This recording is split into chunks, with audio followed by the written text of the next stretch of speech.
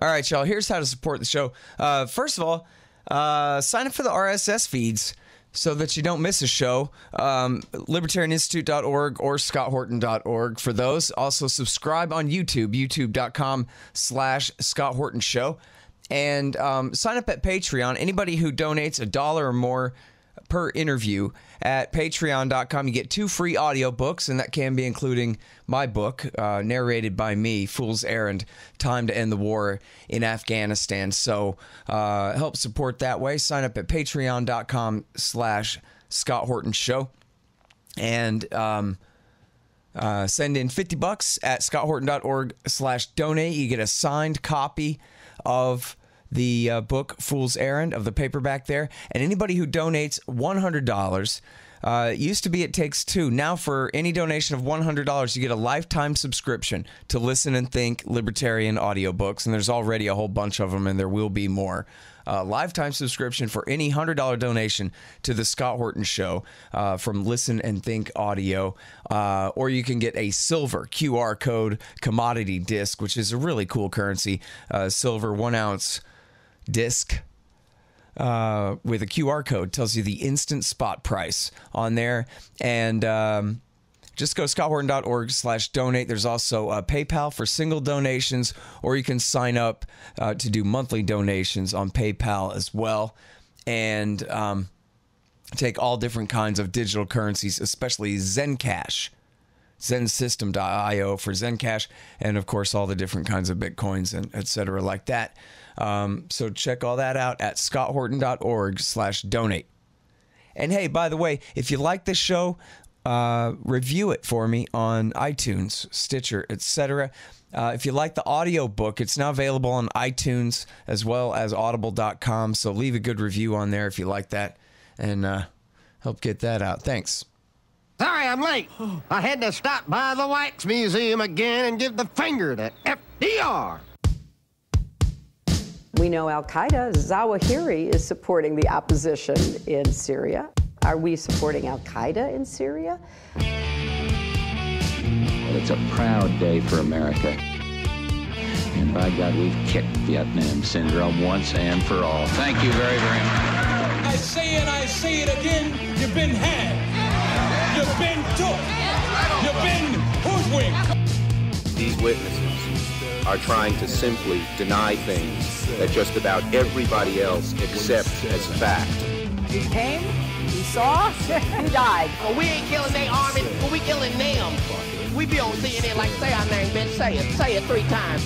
The meeting of the largest armies in the history of the world. Then there's going to be an invasion. All right, you guys, it's the great Ray McGovern on the line with us here. As you know, former CIA analyst for 27 years, co-founder of Veteran Intelligence Professionals for Sanity, and great peace activist this whole century long. And we republish pretty much everything he writes, I think, at antiwar.com, and that's whether it's VIPS memos or Ray's own articles. And we have here, did Senator Warner and Comey collude on Russiagate, which is an important question, but I don't care about that, because instead what we really have here to talk about, most important first at least, is Ray's letter to the editor in the Washington Post, published today. Trimming military exercises in Europe would get support. Support from who? The enemy, Vladimir Putin, I bet. You traitor. Welcome back to the show, former chief of the CIA's Soviet division. Well, that's what the Washington Post said today. It really is bizarre, Scott. The big lead editorial, this is by the editorial board, of course, is titled Kowtowing to the Kremlin. Okay, this all has to do with how President Trump is about to sell out to the Russians, and it's actually, if it weren't so serious here, if I didn't recall the heated debates about Joe McCarthy in my living room when I was a little kid, I would be able to laugh this off. But let me just give you a little preview by telling you how this editorial article ends, okay? It says, Trump is unwilling or unable to stand up to Russian misbehavior, we're on dangerous ground. Either Mr. Trump has lost touch with essential U.S. interests, or there is some other explanation for his kowtowing that is yet unknown. Oh, for God's sake, these people, huh? Isn't that something? Yeah. So, you know what? It's funny because the level of panic isn't quite the same, but the level of absolute straight-faced BS from these people really is at 2002 levels right now. This is really getting out of control here. Yeah, 2002 before the... in the run-up to the Iraq War, and they're trying to keep you panicky after 9/11 era. Well, you see, all hell is breaking loose from their point of view because Russiagate, upon which they pin so many hopes, has turned into FBI Gate. And if people are unwilling to see that, well, just keep reading the New York Times and don't read anything else. It's real easy. Yeah, it'll still come through, even though it's counter their narrative. All right, but no, so we'll get to that. But let's stick with this for a minute here. Trump is going to meet with Putin. And that's the kind of thing where all other things being equal, everyone on Earth, like all 7.5 billion of us, ought to be in favor of that. America and Russia and their executive leaders meeting and shaking hands and getting along. Isn't that what we all want? You're telling me, Ray, that somebody wants something else than that? Well, Scott, you're real good with your census figures. It is 7.5 billion, but it's minus the military, industrial, congressional, intelligence, media complex. Now, Ike, of course, talked about the military-industrial complex. He wanted to talk about the military-industrial congressional complex, and he was dissuaded. That would be too much, Ike. He knew then that the defense contractors were making lots of money and putting a lot of money in the pockets of congressmen and senators, and that this was really, really a foul way to run an organization. Now we have the intelligence, security, or what we call a deep state actors, and most of all, and most important of all, in my view, is the fact that, we no longer have, in any real sense, a free media. That's something I've observed since my time here in Washington began in 55 years ago, believe it or not. This is big. So in this case, the media is completely in line with the deep state, as they were before the attack on Iraq. And this time, there are a few people in Congress who are taking their constitutional responsibility seriously. Now, I find this odd that I would be praising them, but, I took just one oath, Scott, and that was to support and defend the Constitution of the United States against all enemies, foreign and domestic. That's the only thing that matters. I'm independent. I grew up as a Democrat because my father loved FDR. He bailed us out then. Now it's very different. I don't love the Democrats one whit, okay? So what we're talking about here is a fellow like Devin Nunes. Now, who is he? He's I don't want to say simple, he's clever as can be, but he's a farmer from the Central Valley, around Visalia in Central Valley, California. Now, why do I mention him? Well, because he is acting in a very extraordinary manner. For the first time in decades, he is acting as chief of the Intelligence Committee in the House as though he should really oversee what's going on and not just overlook it. That's different. His counterpart in the Senate is just the opposite. He, Senator Burr from North Carolina, and his co-chair, Mark Warner, who I regret to say is one of my senators here in Virginia, are giving the deep state a free pass. Why? Because they are totally complicit in approving, torture and approving, wiretapping, approving all the abuses that have already happened. Devin Nunes is not susceptible to blackmail on that score. Anyhow, Nunes is saying, look, if you don't give us the documents that we've requested on FBI Gate, we're going to subpoena them. And if you don't comply, then, well, we have measures, legal measures under the Constitution to either get them or to impeach you, Rod Rosenstein. And Nunes is not alone. He's got two other committee chairs equally intent on exercising their constitutional responsibility. So what happens here? Well, unlike Watergate, the media is no ally to the Constitution. Unlike Watergate, the media is in bed with this Russia hacking or Russian interference story, and it's going to be very, very difficult for Nunes or anybody else to prevail, the more so because we're talking about top people here. We're talking about Comey. We're talking about Loretta Lynch, the Attorney General. We're talking about the top layer of the Department of Justice, which approved these warrants, these FISA warrants, with no due cause, with no defensible cause. We're talking about Comey and McCabe, his deputy. And, Bob Mueller, people say, oh, Bob Mueller is universally respected. Well, people who know Bob Mueller, like Colleen Rowley, who worked for Mueller and for Comey for several decades, knows Mueller. And she's pointed out that far from being the universally respected person, there is lots in his record that makes him a very, very distrusted person from her point of view. You can read what she says. So this is just preface to saying this is why it's so important. The New York Times is way out on a limb, and so are most of the muckety-mucks, as my Irish grandmother used to call them, the head types of the DOJ, of Justice, and the FBI, and also the CIA. John Brennan is in this up to his neck, and NSA, well, that general or that admiral always goes along. They're all in it, and this is a formidable foe to be fighting.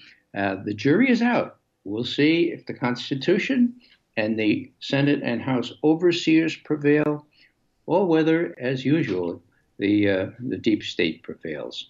I got to tell you, that's really interesting what you say there about the etymology of muckety-muck. That's an Irish phrase, huh? Well, that's what my grandmother used to. She worked for the muckety-muck. She was a seamstress and worked for a very, very wealthy lady and traveled the known world at the time. Saw Queen Victoria and so forth. So yeah, muckety-mucks. Don't know if it's Irish or not, but we know what it means, right? She also had this phrase, Raymond, you're going out to work on the golf course now for Howard Dean and Jack Chrysler and Bill Ford. You have to know what the upper crust is. I said, I know, Grandma, I know what the upper. She said, I don't know. You sit you down and I'll tell you. I said, what? She says, the upper crust is a bunch of crumbs held together by a lot of dough. Now, I took that on, all right? That really helped. Great. That really helped, and it's helped today because the muckety-mucks running around here are not above us holding them accountable. It's an uphill scout. They're the very worst of us, certainly. Mm-hmm. Yeah. Hey, listen. So, for people who don't know you, you sound like a Trump partisan. Boy, have you made up your mind about how innocent your great overlord Trump is. So I don't mean to put you on the spot like, oh, you have to disclaim, but I really don't want people to misunderstand. And I know your politics are very different than Donald Trump. So you can talk about that for a second, at least, if you want. Yeah, that's just it. It's sort of a disconnect, Scott, and I'm glad you raised it. I worked at a place, the analysis division of CIA, from John Kennedy to the first George Bush. Now, Truman set us up, and we were his primary purpose in setting up the CIA, not overthrowing governments or torturing people. He set us up so he had one place to go for a straight answer.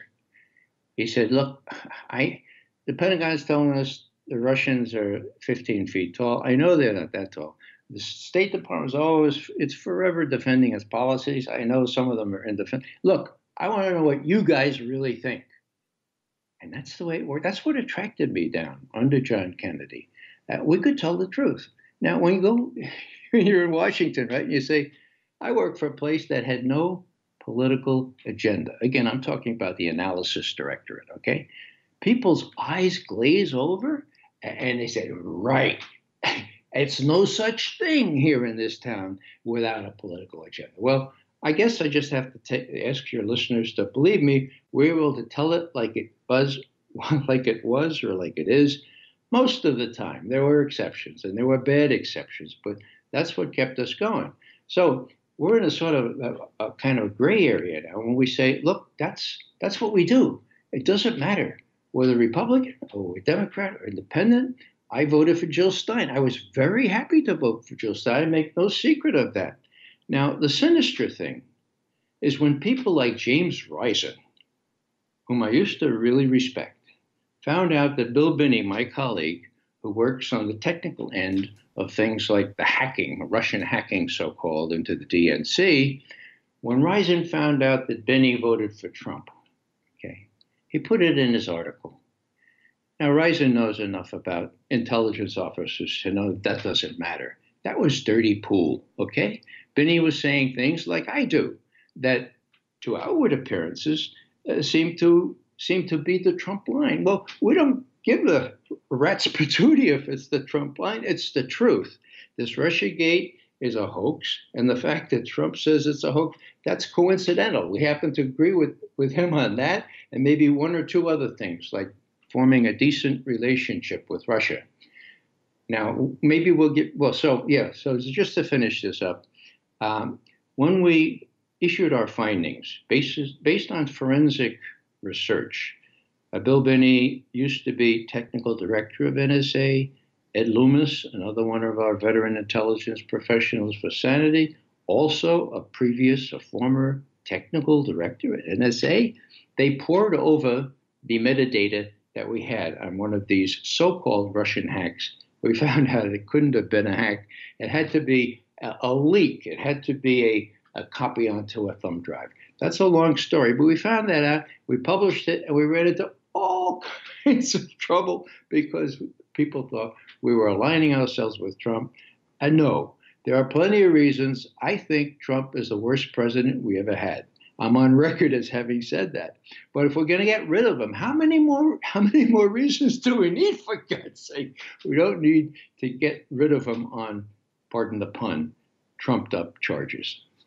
Okay, so Ray, what is up for discussion at the talks between Trump and Putin?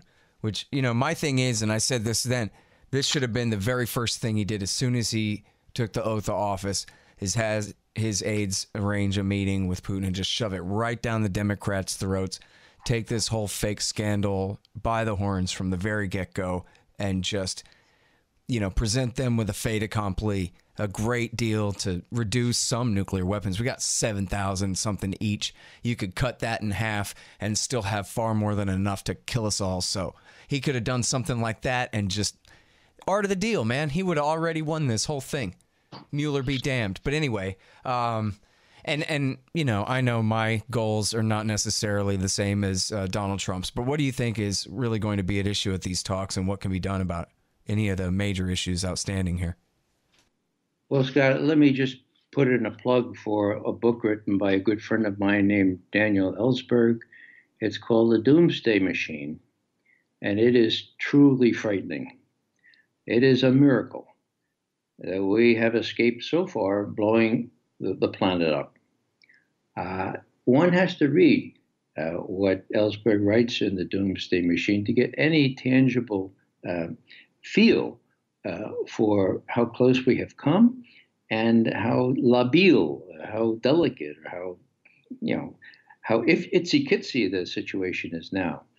Now, I don't think that there's going to be any grand agreements on strategic weapons, but we have to chip away at this thing, as we did way back in the 70s when I was in Moscow at the time, when we concluded the ABM treaty. We also did an offensive, a partial or interim agreement, we called it, on limiting offensive arms.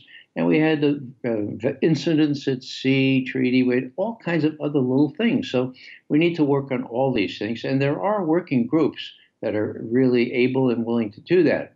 As far as concrete suggestions for this first one, well, let me explain how this letter to the editor got into the Washington Post today.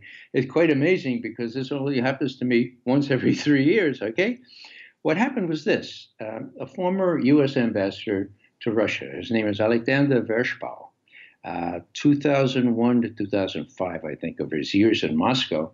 So he writes this big editorial, which takes up most of the op-ed page in the Washington Post about a week ago, okay?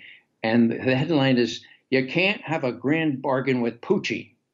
So I said, oh, God, well, I should read this. So I read it.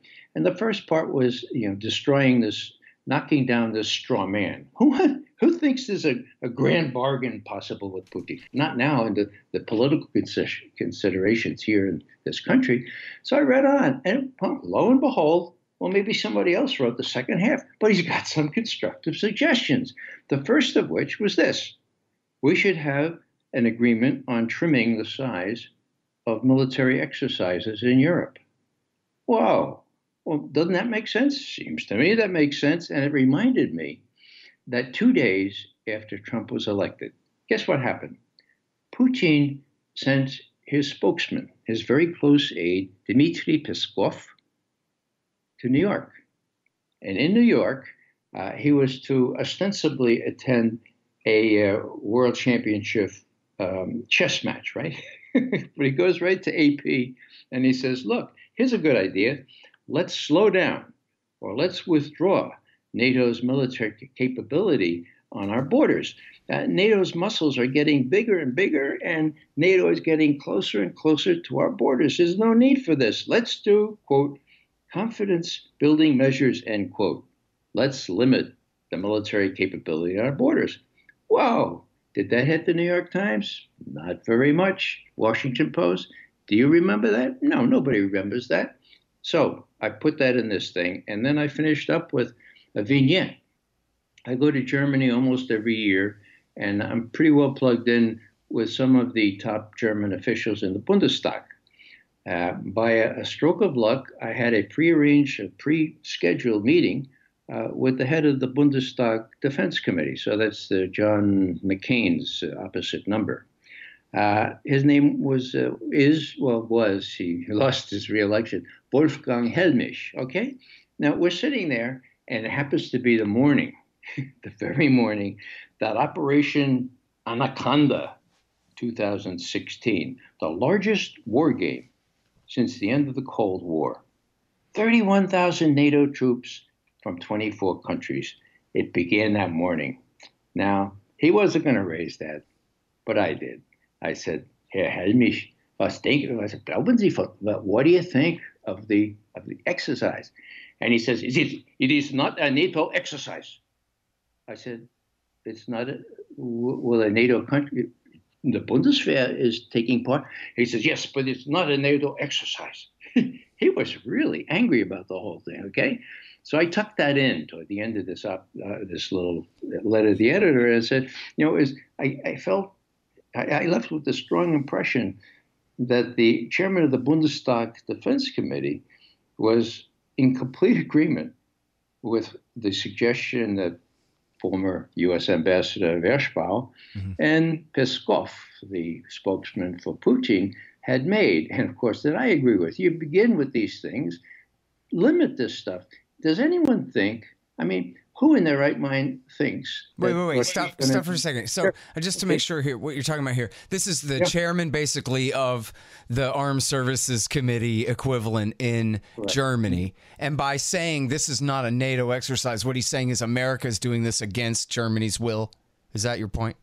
Well, yeah, he's very upset about it. Hey, he's not one of the most conservatives. He's from the SPD, the Social Democrats, but he is head of the Defense Committee. And he was really angry that I should call it a NATO exercise because by some alchemy, the Germans had succeeded in preventing it from being called a NATO exercise, but they couldn't prevent the participation of the Bundeswehr, the German armed forces. So he was in a very awkward position. He was dead set against this stuff, but it went on and he was helpless to prevent it. So he made it very clear to me that he found all this business about needing to stoke up tensions. I remember now, 31,000 NATO troops, thousands of vehicles, tanks, and so forth, from 24 NATO countries, hard on the Russian border in Poland, at the very place where where the Bundeswehr went into Poland to start to attack Poland and Russia in 41. So, and where the Nazis, of course, came in. So, what we're talking about here is a historic memory that they have, but we don't have. Yeah. Well, So and I got one. What about Minsk and Minsk II, or I guess especially Minsk II, the agreement that at least, I guess it didn't completely end the war in eastern Ukraine, but turned the heat on it way, way down.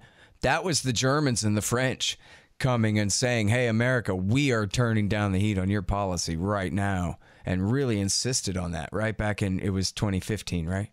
That's exactly right. The only problem is that to get Poroshenko, the Ukrainian leader, to cooperate, the U.S. has to put the screws to him, and they have not. So we're still, we have this administration, Trump, agreeing to provide lethal weaponry, anti-tank weapons, and so forth, just as we did to the Afghan, quote, freedom fighters to shoot down Russian planes way back when. Yeah, but there were no consequences from that, so it should be fine. Minsk was a good idea. It would be a really good idea if it were implemented. Now, the other thing that I'd suggest here, and this came to light with my veteran intelligence professional colleagues just now, the agreement on intermediate nuclear forces, the INF agreement, that was a miracle.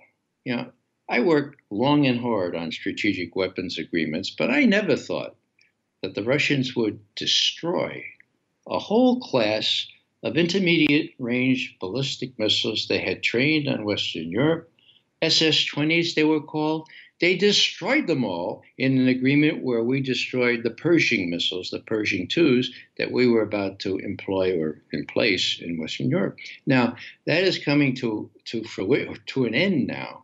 And so the other suggestion that we veteran intelligence professionals have is simply, hey, get inspectors from the UN, from the US, from Russia, get them into these INF sites, these places where people are thinking that the INF agreement will be violated as soon as it expires. Get them in there to prove that they are or they are not being violated. That's a very constructive suggestion. So what we're trying to do is play our part here. We're not trying to say, oh, kowtowing to the Kremlin. For God's sake. That is so otherworldly. I mean, they have this. Let me put it this way. People say, well, why is the New York Times, why is the deep state so much against a modus vivendi? I won't even say a rapprochement or détente, just a way to live peacefully with Russia. Well, again, I mentioned the military, industrial, congressional, intelligence, media complex. There's so much dough at stake here, so much money. Now, one thing that's come to my attention this morning is that yesterday, Putin made a big speech before the graduating seniors of some military academies. And he advertised, as he did on the 1st of March, the availability now, and most of them are coming online quickly, of these incredible supersonic weapons that make anti-ballistic missile systems ineffectual, okay? Now, why was it that McGovern and everybody else who tries to follow this closely was completely unaware of these new classes of strategic weapons, offensive weapons, weapons that could go around the South Pole and maneuver? And so why would, the congressional briefings that are conducted yearly, they call them the worldwide threat briefings. Well, we never saw anything in those. And so could it be that our former colleagues in the analysis part of the CIA have missed this? Could it be that they're so busy targeting drones, that they're so busy trying to find evidence of Russia-Trump collusion, that they missed this? My God, they missed this. There is absolutely no excuse for them having missed it. Well, anyhow, here's Trump, here's Putin yesterday advertising this. Now, I asked myself, why is it? Why is it that the Times reported this very meagerly this morning, but didn't put any context around it? this may be a little cynical, but the Times is in bed with all those people like Raytheon and Lockheed that are building anti-ballistic missile systems, the greatest welfare system ever devised by Wall Street. They're building all this stuff, and as soon as they acknowledge that none of them are going to work, which we could have told them decades ago, well, then the rationale for building these things sort of dissipates. And that goes for building THAAD, these other anti-ballistic missile systems in the Far East. So you got them in Eastern Europe, or what used to be Eastern Europe. You got Poland, Romania. You got them in the Black Sea. You got them in the Baltic Sea. You got people really worried about that because Putin is now saying, "Look, we told you we're going to do something different," and now they have. And the play on this in the media is negligible, if at all, because these are major developments. And if Putin Trump himself, when he congratulated Putin against the wishes of his high advisors, do not congratulate, all caps, right? When he congratulated Putin on his re-election victory, what happened? Well, he said at the end, we really should get together quickly to talk about arms control because the arms race is getting out of hand. Trump's words. My God. Well, it is. And why do they hate him? Well, a seventh grader could answer that one. Those who want the arms race to continue, those who profiteer on increased tension with our main rivals, Russia, China, and the others, well, they're going to lose big if there's peace. Peace is not good for that kind of business. Tension, very, very good. All right, hang on just 1 second. Hey, guys, here's who sponsors this show. Mike Swanson and his great investment advice at wallstreetwindow.com. He's actually posting some stuff at the Libertarian Institute website now. Really great stuff. The great Mike Swanson. And he's also the author of the book, The War State, which is a really great history of the rise of the new right military-industrial complex after World War II in the Truman, Eisenhower, and Kennedy eras. You'll really want to look at it. The War State by Mike Swanson. Also, Roberts & Roberts Brokerage, Inc. If you listen to Mike, you'll be buying some metals. You'll want to buy them from Roberts & Roberts. They've been around as long as I've been alive. They've got a great reputation. They take the very smallest premium possible in order to help arrange the very best sales for you of platinum, palladium, gold, silver, of course, and no premium at all if you buy with Bitcoin. They're at Roberts & Roberts. That's rrbi.co. rrbi.co for your precious metals. There, as I mentioned before, Zencash. Zensystem.io to learn all about this great new digital currency, and which is also a secure messaging application and document transfer device and all the rest there. Learn all about it at Zensystem.io. And read the book. It's by Hussein Badakhshani. It's How to Run Your Tech Business Like a Libertarian. That's not the title. The title is No Dev, No Ops, No IT. Those are all one word each, if you take my meaning. No Dev, No Ops, No IT by Hussein Badakhshani. It's really great.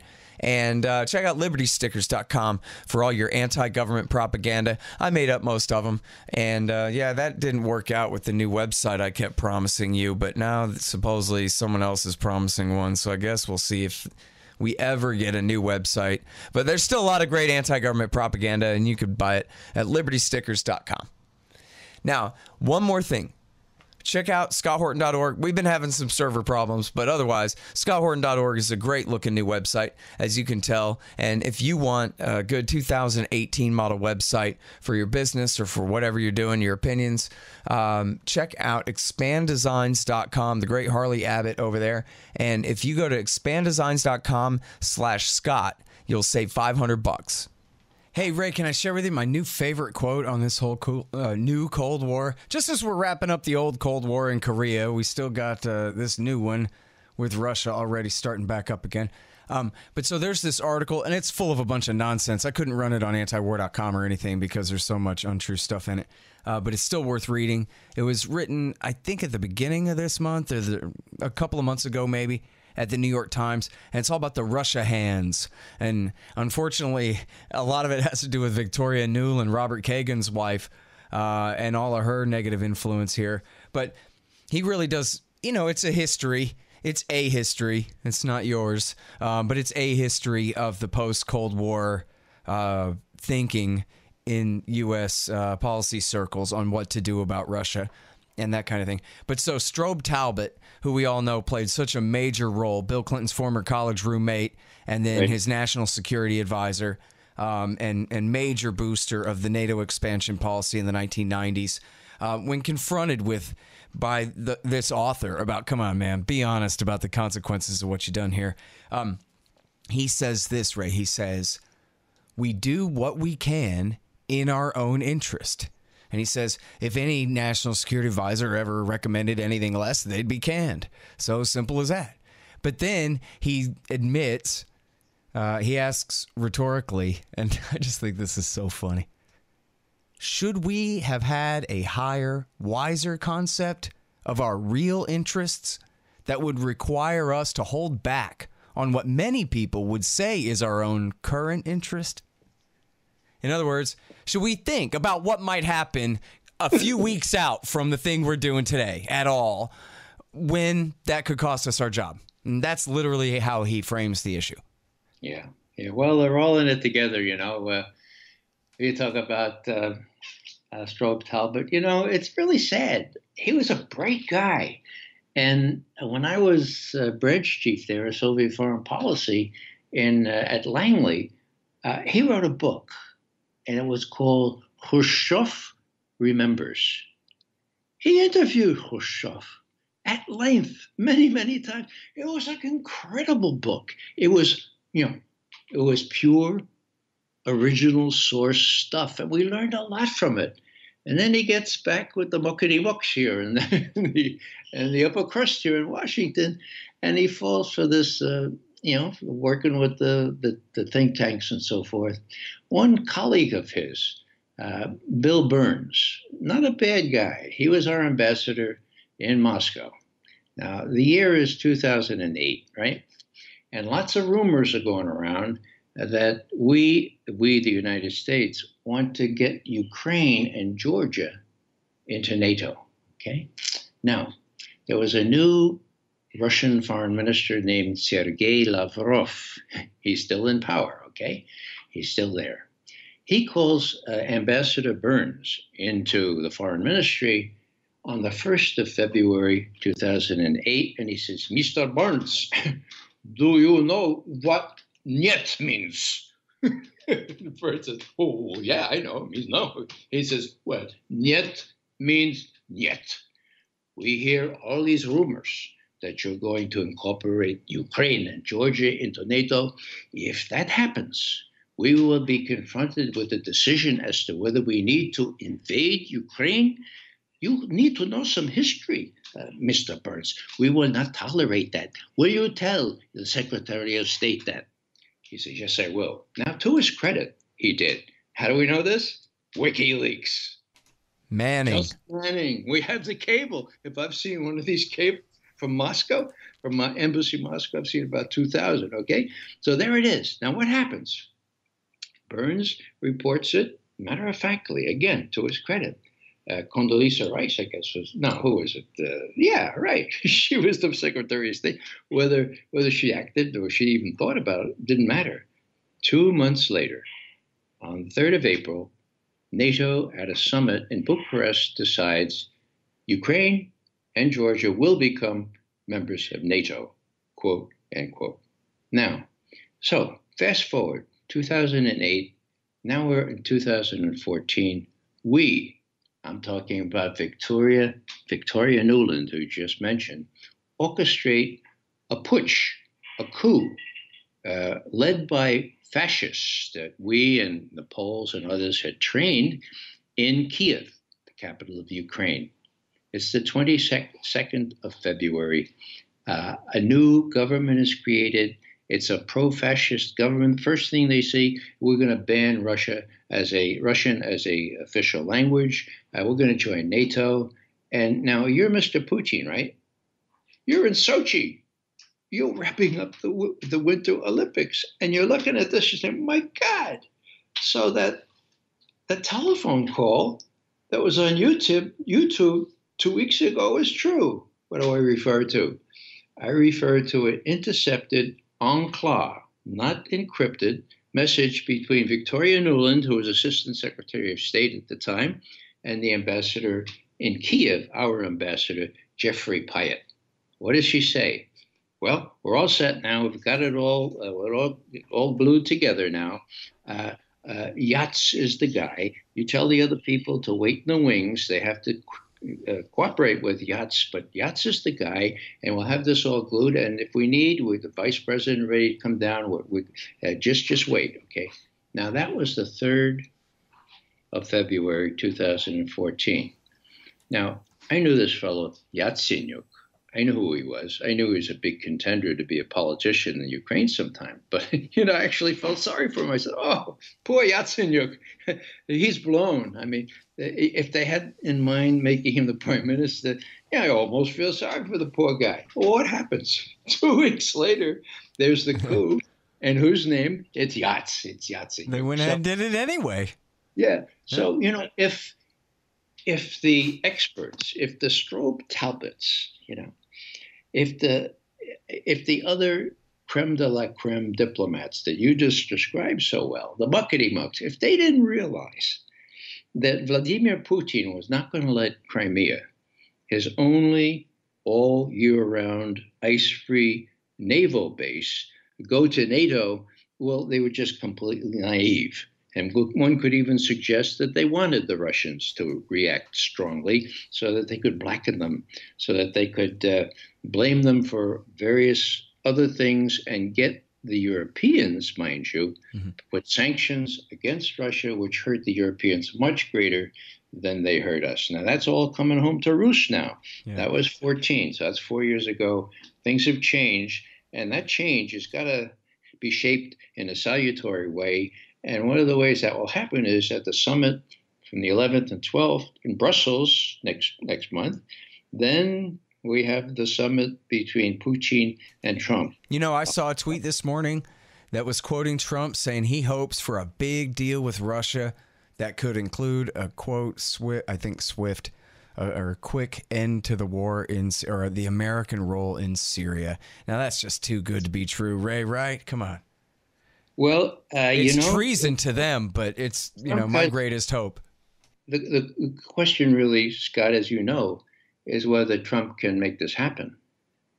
If I was the president, I could. I know that. Well, yeah. If you were the president, you could. Right? Isn't that really the deal? That's why we all hate Obama so much, is because we know he knows better, and we know that he really does have the power to force his way and do the right thing, and yet never did. Well, he was afraid. I mean, there's precedent for this. You don't have to go back as far as John Kennedy, but I do go back that far. Presidents are afraid. Trump is afraid. There are lots of things he wanted to do that he hasn't. But look what, about 8 months ago, when by law he had to release the rest of the materials in CIA and FBI on the Kennedy assassination, in the morning he said, they're all going to be released. I'm very proud of this. In the afternoon he said, and I quote, the FBI and the CIA won't let me release these because they still need to be redacted. So we'll revisit it in 6 months. 6 months? That was April. Do you remember that? No. Why? Because the press didn't remember it. The mainstream press is part of this whole cabal. And the New York Times doesn't do much without checking with the White House first before they publish something of any sensitivity. Well, except the leaks that come from the White House and from the CIA. Yeah, bad news all around. I'll tell you what there. You know what, though? I mean, that's no excuse being afraid. If you have the chance to actually be the president, then you're already risking everything. You might get shot anyway, not by the secret real power, but just by some nut. I mean, you're already taking that risk. You might as well do the right thing, But they never do. But of course, that's how they get the opportunity to be the president. They're not the kind of people who ever would do the right thing in the first place. Well, Scott, that was my view, especially with Obama. He actually, I have a secondhand report that he had dinner with about 12 big financial supporters, and they were progressives. And some of them were kind of saying, look, Mr. President, you're in power now. How come you're not doing progressive things, to oversimplify it? Well, he listened to this for a while, and then before he put his fork to his dessert, he stood up and he said, look, don't you guys remember what happened to Dr. King? And he left. Now, my attitude, as I said then when I heard that, was, isn't that really sad? He should never have tried to become president if that's the way he was going to act. So please, don't misunderstand. Yeah, seriously, people get shot all the time, and because of him. So, okay. Well, I say this is just to explain what I'm talking about. It's not to excuse it. I, like you, think you can act like that, if you can be formed by those fears, you should never try to be president. I don't know about Trump. He's not been able to work his will on the deep state very, very much.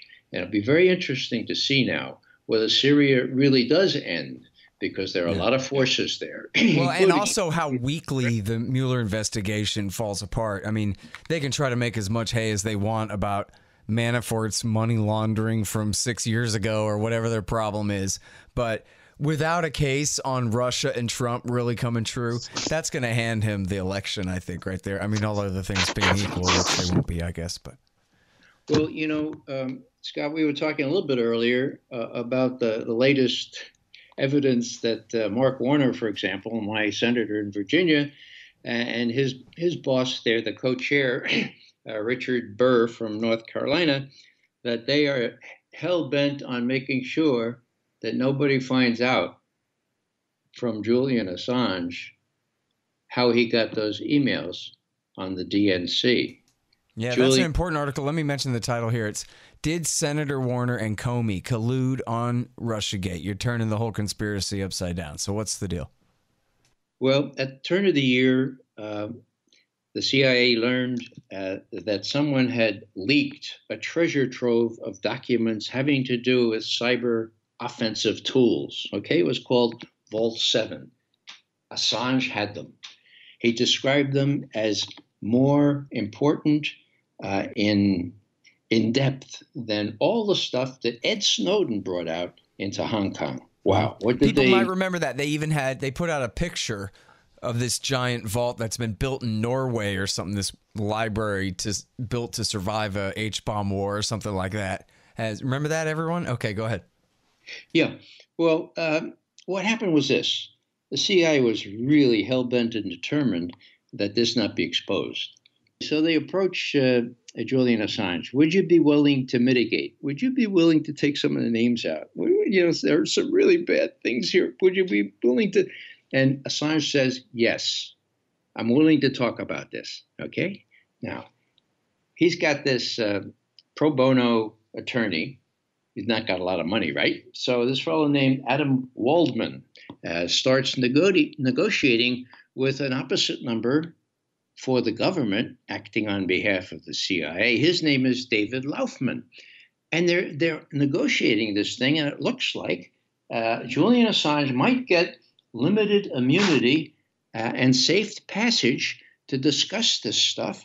And what happens? Well, not all lawyers are really bright. This guy Waldman was working for Assange. He says, hey, you know, Mark Warner, the senator in Virginia, he's interested in this. Maybe I'll get in touch with him to see if he wants to talk to Assange. Well, of course, that's the last thing Warner wants to do, talk to Assange. But he finds out about this deal. He calls Comey and says, put the kibosh on this deal, because Assange has said he's going to give technical evidence that it wasn't the Russians, okay? And so what happens? Comey says, yes, spike it. Waldman calls Laufman, the former president, the guy who's negotiating on behalf of the CIA, says, the deal is off, spike it. They say, hell no, we're not going to spike it. Then Julian Assange learns about this, feels that they're acting in bad faith, and releases, starting on March 7th of last year, this treasure trove. First little tool, well, a tool that can take control of your computerized car and make it go 120 miles an hour and no brakes, right? That's neat. Next one, a TV that ostensibly is turned off is monitoring everything goes on in your bedroom. And then the third one was called Marble. And that was the one that enables the CIA to hack into a computer system and disguise who hacked in and leave little telltale signs like, oh, Cyrillic, Russian, that kind of thing, and make believe it was the Russians. Now, that's what the CIA was hell-bent and determined to prevent for obvious reasons. And he let that out on the 31st of March. And 2 weeks later, Pompeo, then head of the CIA, Mike Pompeo, got up before this think tank and he said, Julian Assange is a demon. Bear in mind, Pompeo is an evangelical, I guess, believes in demons. He's a demon, and he's running a hostile, non-state intelligence service. We got to get him. Well, there you go. Now, what do? They leaned all over the Ecuadorians who have the embassy in which they've given Julian Assange asylum. Almost 100 days ago, the Ecuadorians agreed to cut Assange off. He's incommunicado from that period of time. He sees no visitors except once in a while one of his lawyers. I mean, the guy's in solitary, okay? Who cares? Well, Pompeo cares. He wants to get rid of this guy, and so does Sessions, and so does the Eastern District of Virginia, which has a grand jury and panel to do Assange in. For what? For publishing documents, none of which have been seen to be erroneous or adulterated in any way. He's a publisher. Yeah. And none of them came from Russia either. Listen, though, how come and why did the CIA get revenge against Comey? Shouldn't they crucify him upside down somewhere? And don't they have the power to do that for effing them over that bad? Because they don't give a damn about prosecuting Assange if they could have kept those leaks from coming out, right? That malware stuff. Well, Comey and Brennan, the former head of the CIA, are all in this together. Yeah, I guess it's the rank and file who'd be more mad. Yeah, together with James Clapper. Now, Clapper, of course, is on record as saying... So they're willing to sacrifice. I mean, that's like some Family Jewels level stuff there, right? Or better. These hacking tools and all this stuff, as you say, it casts major doubt on the entire Russia thing right there, where... Here's our program for making it look like somebody else hacked your thing. For example, you can make it look like the Russians did it. And this kind of stuff.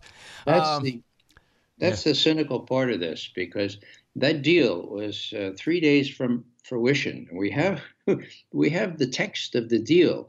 John Solomon, a very good investigative reporter, got this for the Hill newspaper. So they were very close to it. And what happened, of course, was that Warner had intervened, got Comey to intervene. Why? Because they didn't want Assange to give proof that it wasn't the Russians. They wanted to keep this thing going. And what was the price to be paid? Well, CIA agents, CIA people involved in these cyber tools, the programs themselves, which cost billions, and I use the term advisedly, billions of dollars, just to make sure that they preserve this legend that the Russians hacked into the DNC, which, as you know, our technical people prove it was not a hack. That the Russians were not involved. That WikiLeaks were quite capable of getting leaks, and that's precisely what they had. And once that is proven, well, of course, the egg on Senator Warner and Senator Burr and all these other people, and the media, the egg on their face is considerable.